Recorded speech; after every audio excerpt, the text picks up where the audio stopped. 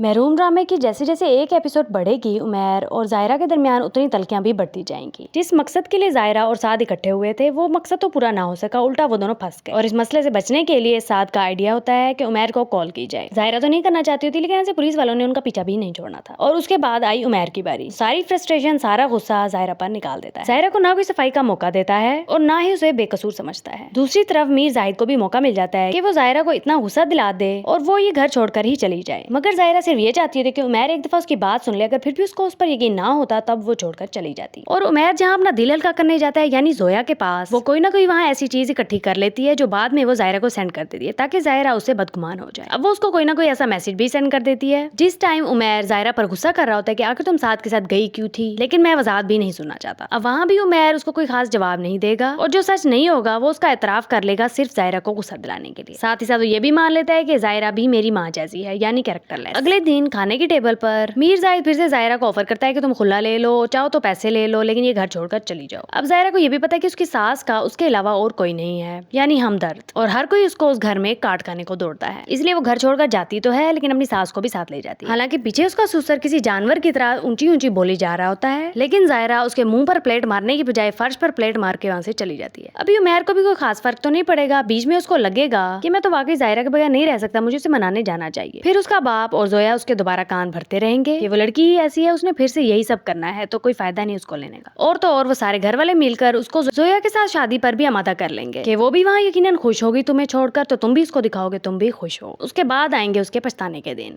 और एक एक करके सारी हकीकत उसके सामने आश्कार होती जाएगी।